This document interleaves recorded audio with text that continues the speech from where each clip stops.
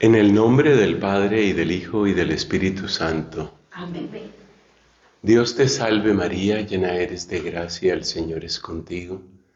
Bendita tú eres entre todas las mujeres, y bendito es el fruto de tu vientre, Jesús. Santa María, Madre de Dios, ruega por nosotros pecadores, ahora y en la hora de nuestra muerte. Amén. En el nombre del Padre, y del Hijo, y del Espíritu Santo. Amén. Amén. Aprender a vivir nuestra vida en clave de Dios, en sintonía con Dios. Eso es aprender el lenguaje de Dios. Dios presente en nuestras lágrimas, en nuestras risas, en nuestro canto, en nuestro silencio. Es lo que tradicionalmente se ha llamado la presencia de Dios, vivir en la presencia de Dios. Y en realidad eso es lo que quiere decir esto de asumir el lenguaje de Dios. Dentro de nuestro recorrido llegamos a una palabra que ya había aparecido, que es la gratitud, el agradecer. Y vamos a tomar un texto muy significativo, ya no del libro de los Salmos, sino de uno de los cánticos que tiene la liturgia de las horas, o estos cánticos de vísperas. Aquí lo tenemos y yo creo que vale la pena leerlo para que nos dé el contexto de qué significa realmente agradecer. Adelanto una cosa, es mucho más que cortesía. El agradecer cristiano no es simplemente urbanidad, buena educación, cortesía. Es realmente mucho más profundo. Vamos a verlo. Gracias te damos, Señor Dios omnipotente, el que eres y el que eras, porque has asumido el gran poder y comenzaste a reinar. Se encolerizaron las naciones, llegó tu cólera, y el tiempo de que sean juzgados los muertos, y de dar el galardón a tus siervos los profetas, y a los santos y a los que temen tu nombre, y a los pequeños y a los grandes, y de arruinar a los que arruinaron la tierra. Ahora se estableció la salud y el poderío y el reinado de nuestro Dios y la potestad de su Cristo, porque fue precipitado el acusador de nuestros hermanos, el que los acusaba ante nuestro Dios día y noche. Ellos le vencieron en virtud de la sangre del Cordero y por la palabra del testimonio que dieron, y no amaron tanto su vida que temieran la muerte. Por esto estad alegres cielos y los que moráis en sus tiendas. Ese texto está tomado de 2 o 3 fragmentos del libro del Apocalipsis en los capítulos 11 y 12. Y lo primero que debemos notar es que el agradecimiento en este sentido, en esta clave de fe, es un canto de victoria. Es el reconocimiento de la victoria de Dios. Agradecer es cantar la victoria divina. Agradecer, por eso dijimos, es mucho más que simple urbanidad, que simple buena educación. Agradecer es un canto de victoria. Recordemos dónde aparecen las gratitudes en el libro de los Salmos y veremos que siempre están relacionadas con una victoria de Dios. Dios vence y nosotros reconocemos su victoria y nosotros proclamamos nuestra gratitud. La idea fundamental en la que vamos a apoyarnos, el eje de toda esta predicación está en esa frase que ya ustedes escribieron. Agradecer es cantar la victoria de Dios. ¿Cuál victoria se canta en estos textos del Apocalipsis? La victoria final. Gracias te damos, Señor Dios omnipotente, el que eres y el que eras, porque has asumido el gran poder y comenzaste a reinar. Este canto se sitúa más allá de la muerte. Este canto se sitúa, podríamos decir, en torno al juicio final. Es la gran acción de gracias. A imagen de esa inmensa acción de gracias, cada acto de agradecimiento que hacemos en esta tierra es como una especie de adelanto de esa victoria de Dios. Segunda idea importante, la victoria de Dios se identifica con el reinado de Dios. Observemos cómo dice el cántico: has asumido el gran poder y comenzaste a reinar. Comenzaste a reinar. De tal manera que la gratitud, la acción de gracias, va formando como una especie de letanía que proclama a Dios como Rey. Es el reinado de Dios. Esta idea fundamental conecta el agradecimiento con la predicación de Cristo y con la vida misma de Cristo, porque hay dos temas que son indudablemente centrales en la predicación de Cristo: la proclamación del reino de Dios y el anuncio de Dios como Padre, Padre nuestro, Padre en primer lugar suyo, pero también Padre nuestro. De manera que cuando hablamos del reino de Dios, estamos tocando el centro de la predicación de Cristo. Aquí entonces conviene que vayamos un momento a descubrir o redescubrir qué era el reinado de Dios para Cristo. Y es lo que vamos a hacer en los siguientes minutos. Porque uno puede interpretar que victoria de Dios es solamente cuando las cosas salen bien. Y si usted recuerda las parábolas del reino, no es equivalente que todo sale bien y el reinado de Dios. A ver, vamos a parábolas concretas. Cristo dice, por ejemplo, el reino de Dios se parece a una red que recoge muchos peces. Luego los pescadores se sientan en la playa, escogen los que sirven y los otros los desechan. Coge muchos peces, una red que recoge muchos peces. Interesante, interesante porque no todos los peces sirven. El reino de Dios no debe identificarse inmediatamente con el triunfo visible del bien. A ver, que Dios me ayude a explicarme con eso. El triunfo visible del bien nos muestra el reino de Dios, pero el reino de Dios no siempre es el triunfo visible del bien. Cuando uno ve la red que recoge muchos peces, unos que sí y otros que no, no parece que ahí esté reinando Dios. Mire esta otra, totalmente diferente del Evangelio de Marcos, esta otra comparación de Cristo. El reino de Dios se parece a un hombre que sembró una semilla en un campo. Esté despierto o esté dormido, la semilla va creciendo y al final da fruto. ¿Eso qué significa? Cuando se siembra la semilla, al principio no pasa nada. Ahí se sembró. Y de esa noche no pasa nada, el otro día no está la cosecha. O sea, hay varios textos que nos muestran una idea muy importante, y es que el reino de Dios es proceso. El reino de Dios es un proceso. Es un proceso que entraña crecimiento. A veces las cosas se ven, a veces no se ven. A veces se ven, pero se ven confusas. Observe, por ejemplo, otra parábola. El reino de Dios es como un hombre que sembró buena semilla en su campo. Mire cuántas comparaciones agrícolas, ¿no?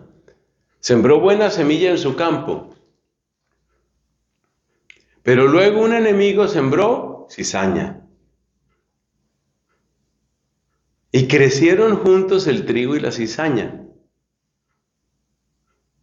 Los empleados de aquel hombre le preguntaron, ¿no utilizaste buena semilla? Sí, claro, buena semilla. Pues ahí está creciendo cizaña, ¿la arrancamos? Y dice Cristo, no arranquen la cizaña. Podrían arrancar con ella también el trigo. ¿Qué tienen en común todos estos textos que nos hablan de un proceso? Un proceso que llega finalmente a lo que nos muestra el Apocalipsis.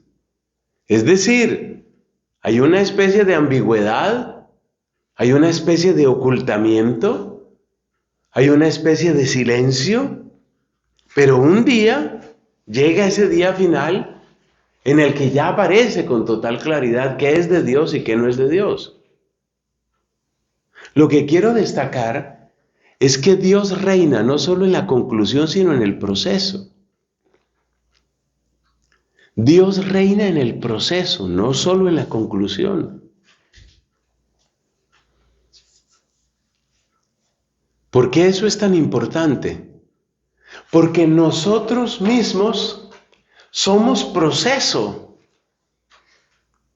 Porque nosotros mismos somos camino. Porque no estamos acabados de hacer. Yo no puedo esperar a la perfección para empezar a dar gracias. Yo no puedo esperar a la perfección para decir ahora sí reina Dios.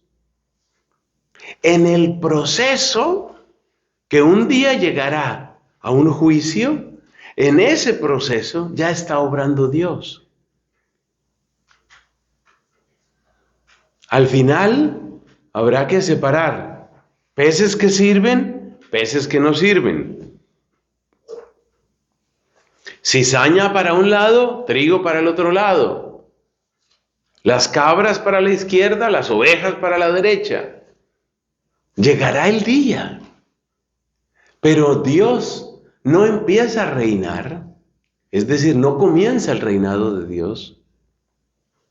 Aunque el texto dice aquí precisamente comenzaste a reinar. No es que comience propiamente el reinado de Dios solamente cuando ya se llega a ese momento final. Dios reina también en el proceso. Y por eso el agradecimiento acompaña el proceso y estalla en júbilo, que es lo que nos presenta el Apocalipsis al final.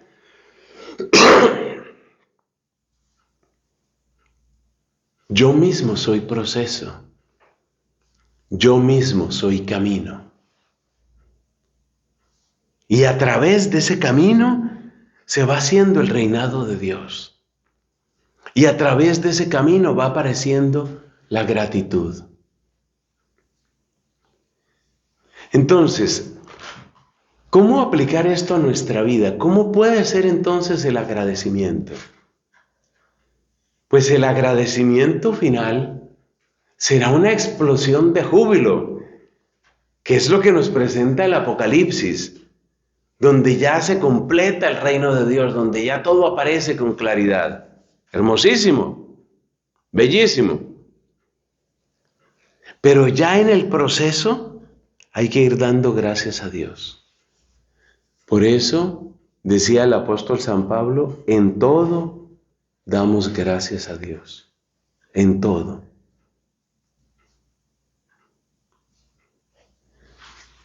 Bueno, tratemos de afianzar ese pensamiento de San Pablo. ¿Qué quiere decir que en todo damos gracias a Dios?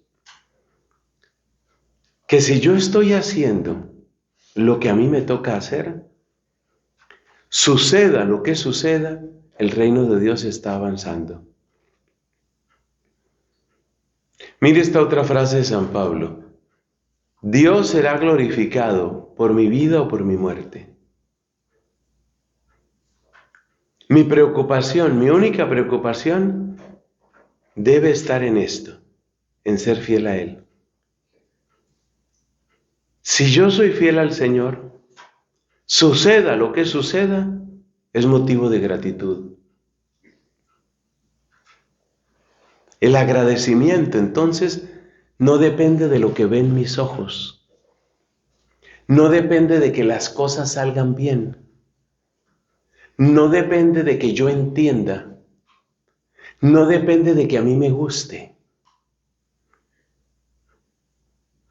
Mi único interés, mi única preocupación, la única, tiene que ser fiel al Señor. Yo busco ser fiel a Dios. Lo busco ser hasta donde me muestra mi conciencia y dan mis fuerzas, busco la voluntad de Dios. Ese es mi trabajo, eso es lo que yo tengo que hacer. Si haciendo la voluntad de Dios, según la muestra mi conciencia, las cosas salen favorables, bendito sea Dios. Si haciendo lo que mi conciencia me muestra, que es la voluntad de Dios, las cosas salen desfavorables, bendito sea Dios. El agradecimiento acompaña el proceso porque Dios reina en el proceso. Mira, si no se hubiera arrojado esa red, nunca se tendrían los peces buenos. Si no se hubiera sembrado esa semilla, nunca se hubiera tenido ese trigo. Si no se hubieran pastoreado esos rebaños, nunca se hubiera tenido el grupo de ovejas. Dios reina en el proceso. Lo único que a mí me interesa, lo único que a mí me debe preocupar es responder a la voluntad de Dios. Es lo único que a mí me tiene que preocupar. Las cosas salen bien, gracias a Dios. Las cosas salieron mal, gracias a Dios. Fíjate que esto mismo nos lo enseña la liturgia. ¿Cómo aparece la acción de gracias en la liturgia? Todos los días aparece. Decimos en el prefacio, ese diálogo entre el celebrante y el pueblo, el Señor esté con vosotros y con tu espíritu. Levantemos el corazón, lo tenemos levantado hacia el Señor. Demos gracias al Señor nuestro Dios. Responde la asamblea, es justo y necesario. Y casi todos los prefacios empiezan con estas palabras o muy semejantes. En verdad es justo y necesario. Es nuestro deber y salvación darte gracias siempre y en todo lugar, Señor Padre Santo, Dios Todopoderoso y Eterno.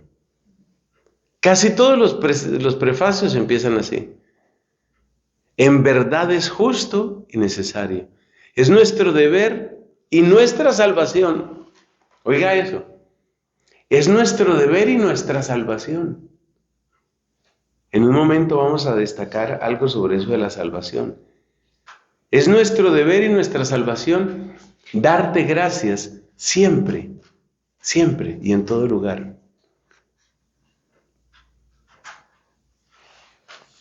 Observemos el comportamiento de los mártires.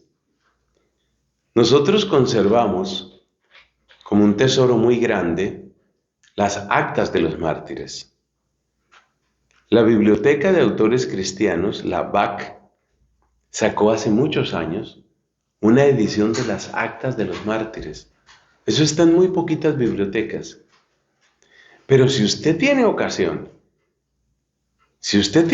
de conseguir ese libro, no dude, las actas de los mártires. Y usted notará, por ejemplo, esto. Acta del martirio de San Cipriano, en Cartago.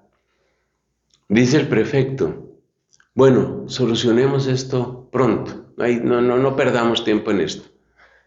Ofrece incienso a los dioses y ya se resuelve el problema. Y bueno, pues el obispo Cipriano se niega. Se produce ahí un diálogo que ustedes pueden leer en las actas de los mártires, está en el oficio de lecturas de San Cipriano. Y terminado ese diálogo, entonces el alcalde, era como el cargo equivalente a lo que en esa época se llamaba el prefecto, el alcalde dice: condenamos a Cipriano y a sus compañeros. Respuesta de ellos: demos gracias a Dios. Yo hice lo que yo tenía que hacer. Yo fui fiel. ¿Qué me trajo eso? Cárcel, tortura y muerte. Demos gracias a Dios. O sea, ellos practicaban lo que estamos diciendo. Lo fundamental es esto. Repito, el criterio para dar gracias a Dios no es que las cosas me gusten, que yo las entienda, que me parezcan convenientes, que me parezcan correctas.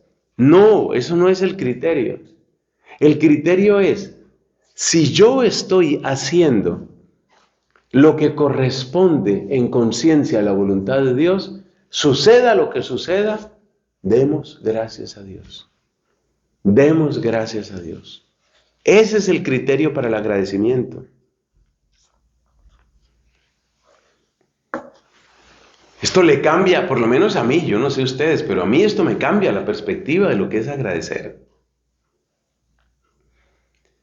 Podríamos decir, y me parece una expresión tan hermosa, tan profunda, agradecer es dar pasos en la voluntad divina. Eso es agradecer. Agradecer es dar pasos en la voluntad de Dios. Cada palabra de agradecimiento se convierte como en otro brochecito que me une al querer divino. Las antiguas sotanas de los sacerdotes diocesanos tenían 33 botones. O sea que eso para un afán no era muy práctico. 33 botones. Y una vez le escuché a un padre ya muy mayor que usó mucho tiempo la sotana. Decía él, el sentido de la sotana con sus 33 botones, sabemos que 33 es la edad tradicional que se atribuye a Cristo. ¿Qué significan los 33 botones de la sotana? Significa la unión con toda la vida de Cristo. ¡Qué bonito! Es decir, que el sacerdote, mientras va abrochando cada uno de los 33 botones, quiere engarzar su vida con la vida de Jesús, con la vida de Jesús. Yo quiero estar vestido de Jesús. El agradecimiento es como un ganchito que me va anclando en la voluntad divina. Salieron bien las cosas, eso era lo que yo quería. Gracias a Dios, me uno a la voluntad de Dios. Las cosas no salieron como yo esperaba, no era lo que yo quería. No era lo que yo quería, pero yo obré lo que tenía que hacer. Yo busqué la voluntad de Dios. Pero no salió lo que yo quería. Es que lo importante no es que salga lo que yo quiera. La única garantía de que yo tengo que se está cumpliendo la voluntad de Dios es obrar en conciencia frente a esa misma voluntad. Entonces lo voy a decir de otra manera. El verdadero agradecimiento consiste en ese vínculo con la voluntad divina, en ese vínculo con el reino de Dios. Cada vez que digo gracias, cada vez que agradezco, ahí estoy uniendo más mi voluntad. Pero hay un decir de los santos, y es que el crecimiento espiritual está más vinculado a las contradicciones que a los acontecimientos favorables. Es decir, hay más crecimiento en la contradicción que en el acontecimiento favorable. En la biografía de Santa Catalina se cuenta eso, es la famosa escena de las dos coronas. En una visión, Cristo le presenta dos coronas, una de flores y otra de espinas, y le dice a ella, escoge. La respuesta de Catalina, que es perfecta, es esta: sea en todo servida tu voluntad, pero si he de escoger yo, me parece más segura la de espinas. Hay más crecimiento en la contradicción, hay más crecimiento en la dificultad, hay más crecimiento en la abnegación. Y uno puede preguntarse por qué.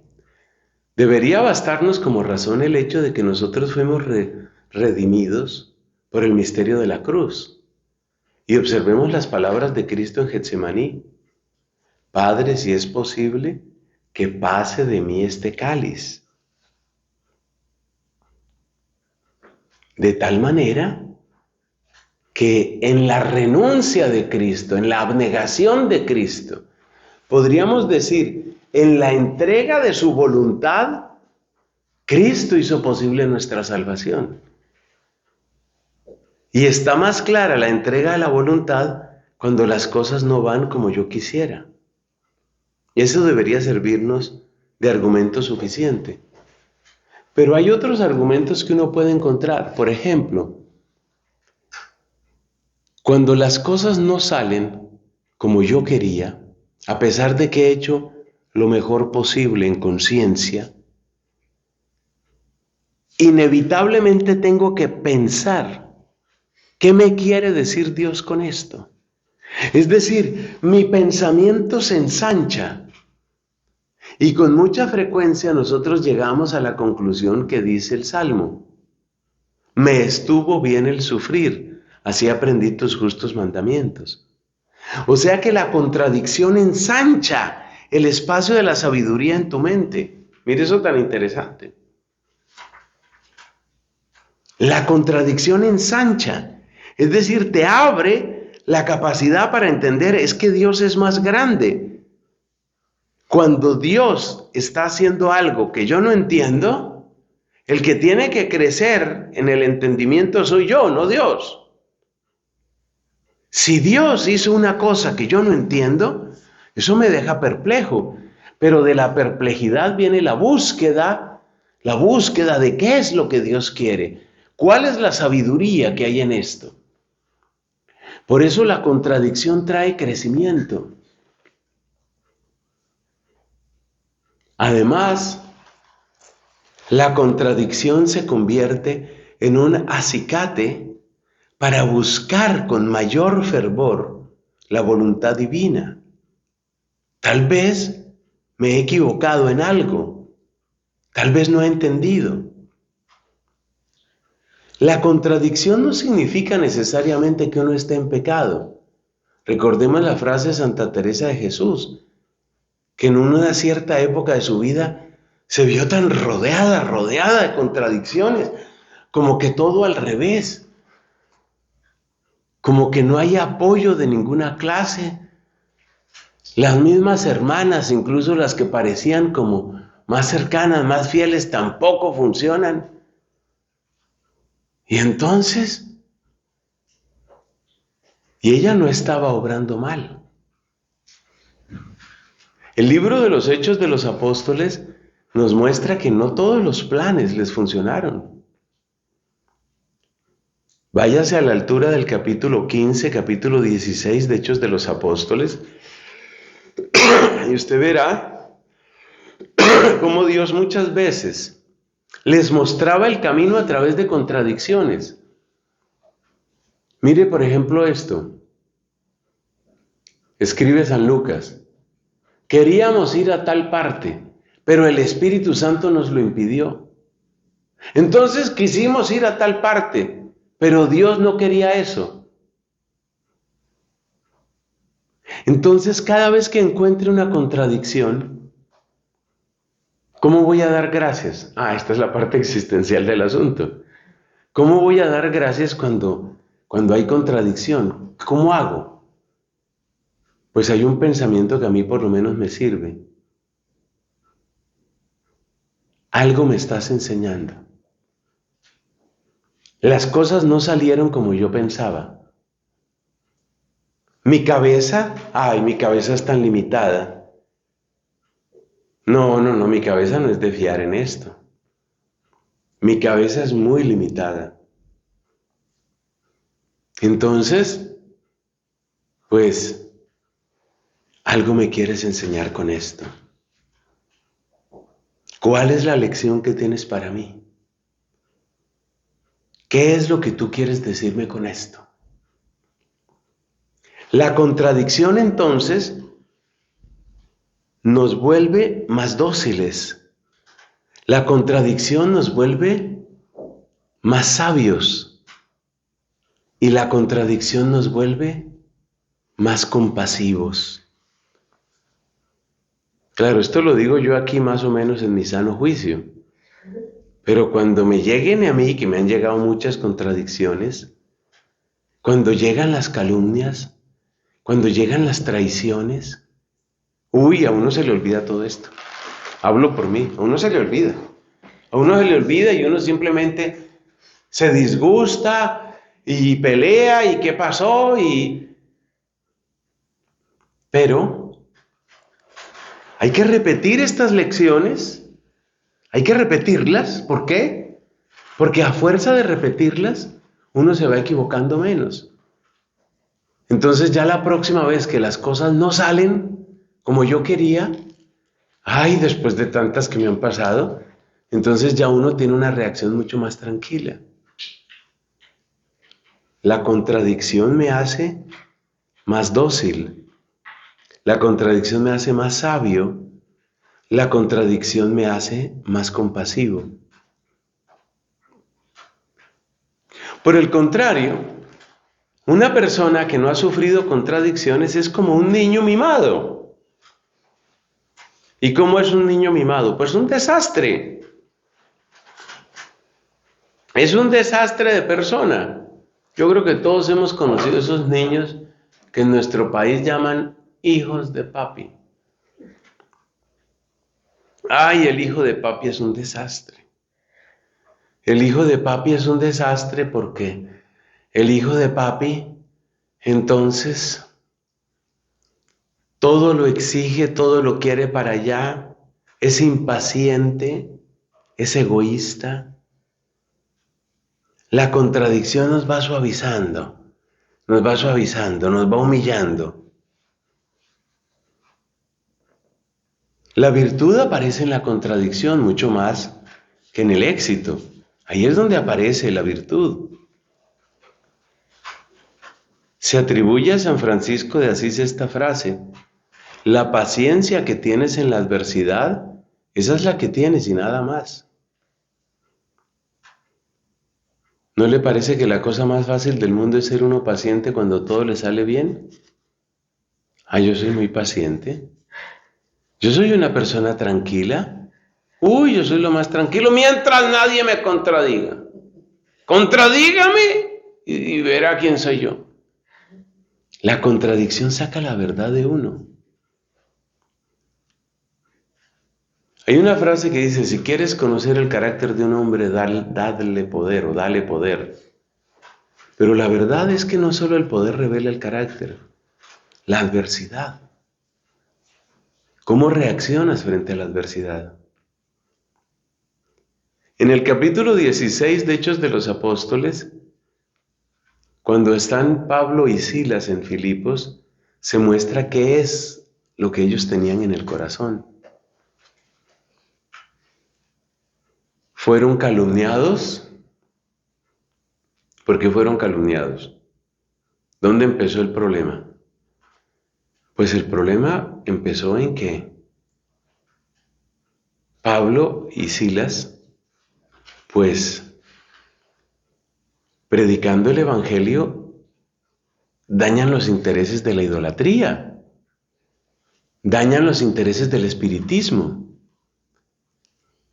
Entonces ellos son atacados, juzgados, mejor dicho, ni juicio les hicieron, les dieron una azotada brutal hasta sacarles heridas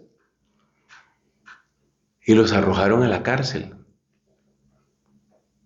¿Qué hacen Pablo y Silas en la cárcel? Cantan alabanzas a Cristo.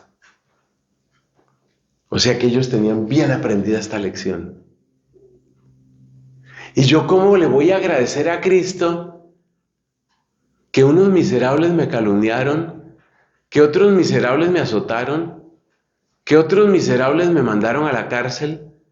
¿Yo cómo voy a agradecerle eso a Cristo? Como yo estoy obrando bien, sé que a través de ese camino algo viene. ¿Y qué era lo que venía? Entre otras, la conversión del carcelero y su familia. Pero vino mucho más. Si usted mira la carta a los filipenses, usted se da cuenta que esa fue la comunidad que mayor amor, cuidado y ternura tuvo con Pablo. Cuando agarraron a Pablo, lo amarraron y lo azotaron, él no podía imaginar lo que venía después. Yo no sé qué va a salir de mi esfuerzo, no lo sé. Pero si estoy obrando bien, yo sé que va a salir algo bueno.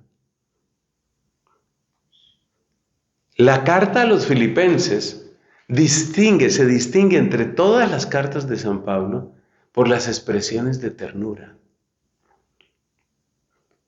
Pablo les habla como si fueran su familia.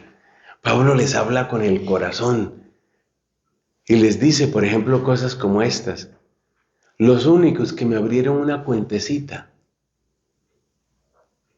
Ellos les llevaban una pequeña contabilidad a Pablo.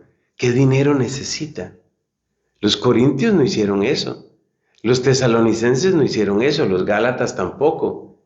La única comunidad que se preocupó hasta por esos elementos de Pablo fue la comunidad de Filipos. Ese regalo le tenía a Dios. Entonces Dios tiene algún regalo. Pero claro, donde más se nota eso es en el caso de los mártires. Porque los mártires, privándose de toda recompensa que sea visible en esta tierra, todo lo esperan únicamente de la gloria del cielo. Eso es impresionante. Veamos otros aspectos de este texto del Apocalipsis. Yo creo que son datos importantes los que estamos encontrando. Hagamos un pequeñito resumen. La gratitud está relacionada con la victoria de Dios. La victoria de Dios es el reinado de Dios. El reinado de Dios es un proceso. En ese proceso yo a veces veo y entiendo, y a veces no veo o no entiendo. Pero el agradecimiento no puede depender de que lo que yo entienda. A veces no entiendo. Yo utilizo a veces comparaciones infantiles como para ayudarme. Yo pienso, por ejemplo, en las vacunas que les ponen a los niños pequeñitos. El niño no entiende, muchas veces el niño llora. Le duele ahí su vacuna, me pusieron mi vacuna. Él no entiende, pero es por su bien. Hay algo bueno que hay ahí. Hay un canto que dice eso, tú tienes algo bueno para mí, algo bueno, algo santo. Tú tienes algo bueno para mí. Entonces, ahí es donde se ejerce la fe. En verdad es justo y necesario, es nuestro deber y salvación, darte gracias siempre y en todo lugar. Pablo lo practicó. También en la cárcel, también en esa cárcel. Yo visité a un sacerdote en la cárcel, un personaje que solo puede llamarse miserable, lo acusó falsamente. Ustedes saben todo este tema que está tan en los medios de comunicación, todo este tema de abuso, y un muchacho lo acusó, un muchacho al que el sacerdote había ayudado. Y el muchacho lo acusó, seguramente buscando dinero o alguna cosa así. La fiscal, porque fue una fiscal que quedó encargada del caso, le puso medida de aseguramiento. El muchacho después se retractó y nada que lo sacaban de la cárcel. Es para decirles que las historias de Pablo y Silas siguen cumpliéndose. Entonces yo fui a visitar a este sacerdote a la cárcel. Una cosa impresionante. Ver a un sacerdote en esas es impresionante. Pudimos hablar un buen rato, la gente de la cárcel, esto fue una de las cárceles de Bogotá. La gente de la cárcel muy respetuosa, eso todo hay que decirlo. Respetuosos con él, respetuosos conmigo. Entonces, obviamente uno pasa todos los controles, todo lo que hay que hacer. Y estuve hablando con él. No, eso es una cosa, yo lo recuerdo y se me sacude el corazón. Pero ¿qué me llamó la atención? Este hombre, hablamos más de media hora. Este hombre, este bendito padre que ya salió de la cárcel, debo decir, nunca debió entrar a ese lugar, ya salió. Este sacerdote,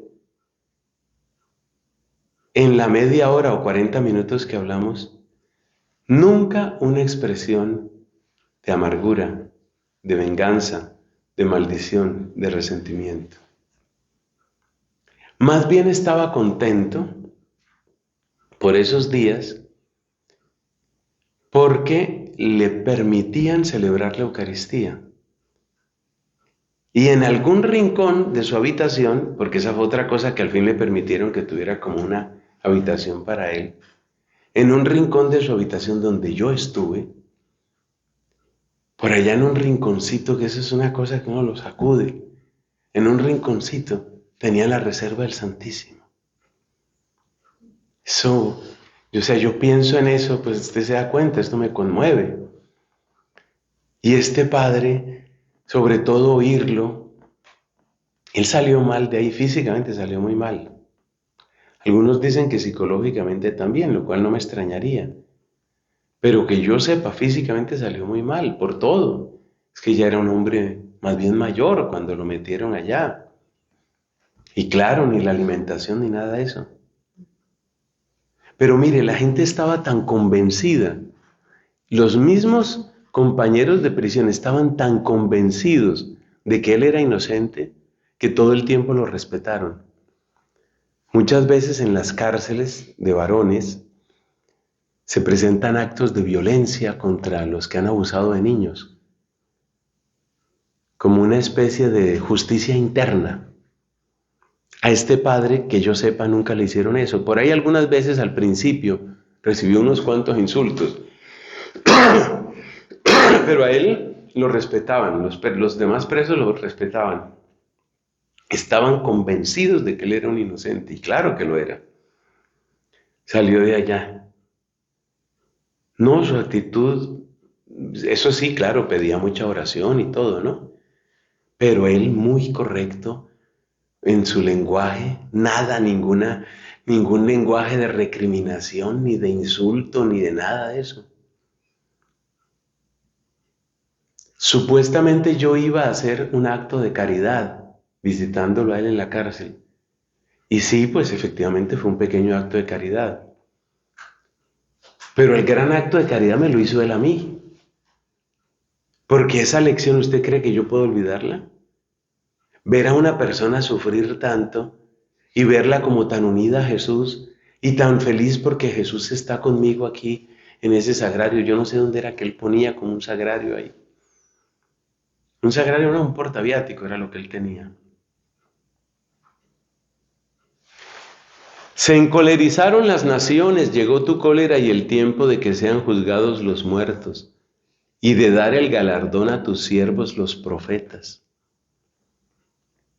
El motivo final de agradecimiento es este: el galardón a tus siervos los profetas. ¿Se acuerda que decíamos en una de las homilías? El don de profecía lo necesita la iglesia en todos los tiempos.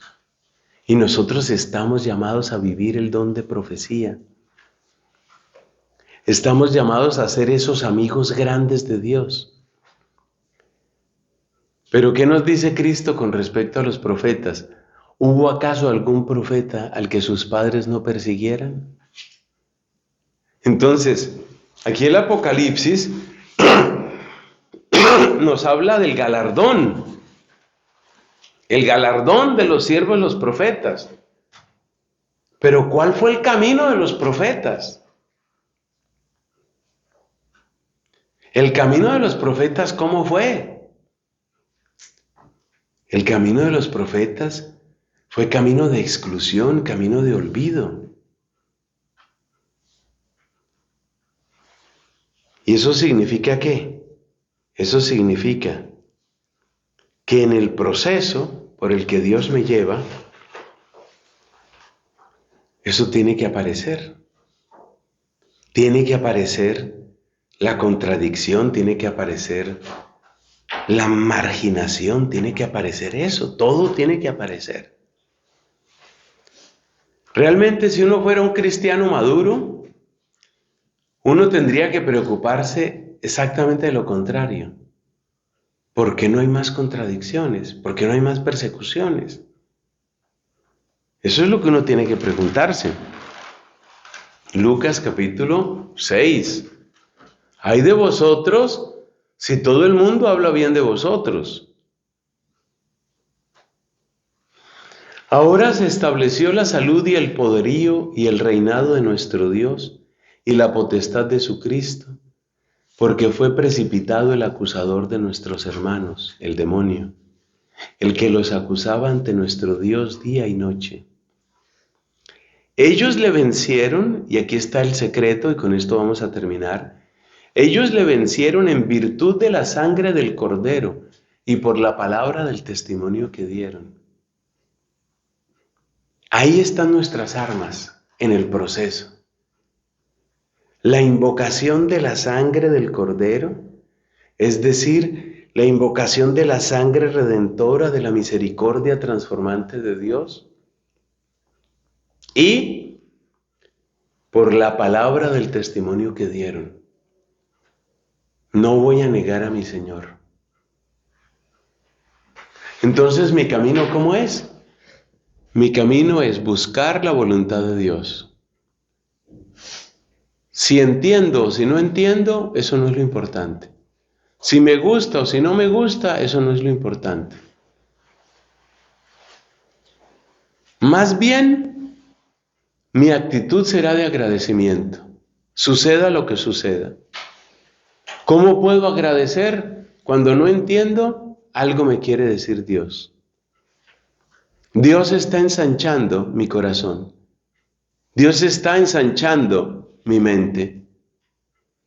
Dios me está mostrando otros caminos que yo no conocía. Y mientras tanto, ¿cómo me sostengo? Según lo que dice el texto, en virtud de la sangre del Cordero y por la palabra del testimonio. Me voy sosteniendo en esa palabra, me voy sosteniendo en ese testimonio, me voy sosteniendo en el don precioso de esa sangre redentora. Y así, sostenidos por ese amor, por esa sangre, por ese testimonio, veremos la victoria de Cristo. Sin embargo, Dios es tan bueno y nos conoce tanto que Él va dosificando. Él va dosificando. No todo es desolación. Llegan también momentos de consuelo. Entonces, hay momentos en que la gente lo maltrata a uno o se burla de uno. Y hay momentos en que la gente le manifiesta cariño y gratitud. ¿Cómo se forma un santo? Así, decía San Ignacio de Loyola, con la consolación y con la desolación. Y yo tengo que pasar por ambas cosas. Paso por la desolación, donde parece que todo me contradice y todo es adverso, y ahí aprendo. Paso por la consolación, y ahí Dios me confirma su presencia y su acción. La consolación y la desolación. Y ahí vamos avanzando. Ese es el camino. Y en todo damos gracias a Dios. Gloria al Padre, y al Hijo, y al Espíritu Santo. Como en el principio, ahora y siempre, por los siglos de los siglos. Amén.